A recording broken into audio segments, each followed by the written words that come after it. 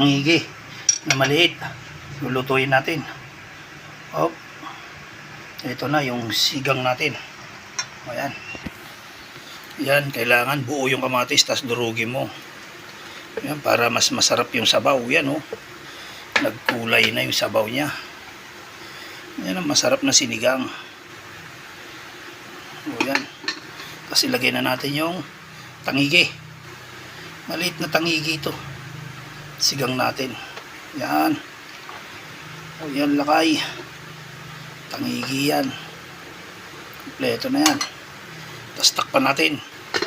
Makalipas ng ilang minuto, ayusin naman natin itong pichay natin. Kasi hindi ako naglalagay nga ng kangkong. Pichay, wala akong mabiling talbos ng kamuti. Kasi yung kamuti dito kulay pula. Ayaw ko naman yung sabaw niya maging pula. O yan, lakay. Iwain ko lang to. O, baka naman magic. Yun o, magic. Baka naman konti lang lalagay natin. O yan, lakay. Konting halo.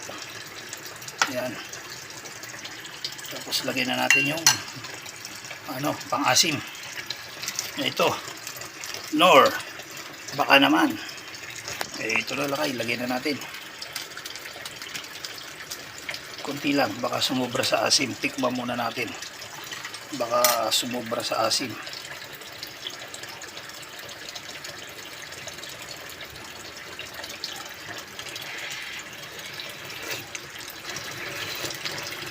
Uy, tama lang. Sarap ng asim niya. Mangang yung sabaw. Ayan, lakay.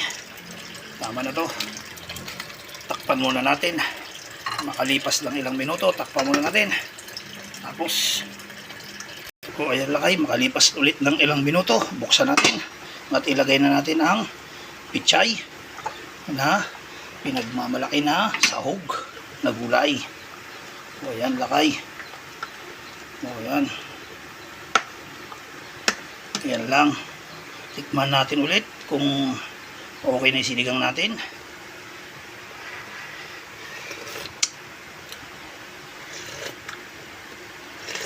Ayan, sarap. Grabe, ang sarap.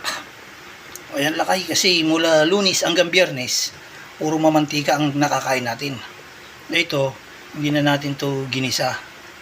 Sinabawan na natin kaagad para mawala naman yung mantika. Ayan. Makalipas na ilang minuto, takpan natin. Tapos maya maya, patayin na natin. At balik na tayo sa trabaho natin. Makalipas ng ilang minuto, i-check na natin. Ayan, okay na yan.